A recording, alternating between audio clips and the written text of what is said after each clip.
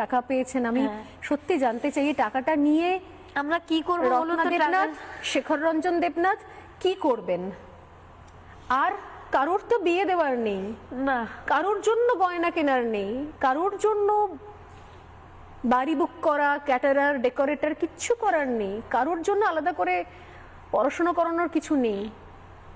সত্যি কি টাকার জন্য আপনারা সিদ্ধান্ত নিয়েছিলেন নির্বাচনে লড়ার? এই উত্তরগুলো দেবেন আজকে। টাকা মন্ত্রী নিয়ে যেদিন বলেছিলেন একটা মঞ্চ থেকে 10 লক্ষ টাকা তো আমি দিতেই পারি, সেদিন আমাকে মিডিয়া যখন বলেছিল আমি বলেছিলাম 10 লক্ষ নয়, আমি ওনাকে 20 লক্ষ টাকা দেব, এবং আমার মেয়ের বিয়ের জন্য কয়েকটা গয়না আমার কাছে বানানো আছে, সেগুলোও আমি দিয়ে দেব, উনি আমার মেয়েটাকে ফিরিয়ে দিন। এবং কোর্টে যেদিন সঞ্জয় রায়ের বিচার হলো, ওকে আজীবন কারাদণ্ড দেওয়া হলো, সেদিন বিচারক 17 লক্ষ টাকা ধার্য করেছিলেন আমার মেয়ের যে ক্ষতি হয়েছে তার জন্য। আমরা দুজনেই উঠে দাঁড়িয়ে বলেছিলাম, স্যার আমরা টাকা চাই না, আমরা মেয়ের বিচার চাই।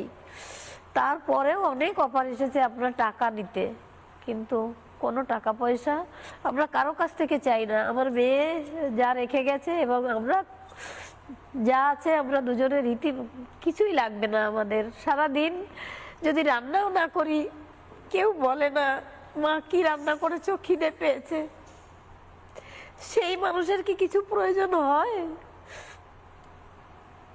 কিছুই লাগবে না আমাদের, শুধু আমার মেয়ের বিচার পেলে আরো মেয়েরা সুরক্ষিত থাকবে। আমার মেয়ের বিচার পেলে আর কোনো বাবা মার ওই দিনটা দেখতে হবে না। আমাদের লড়াইটা সেখানেই।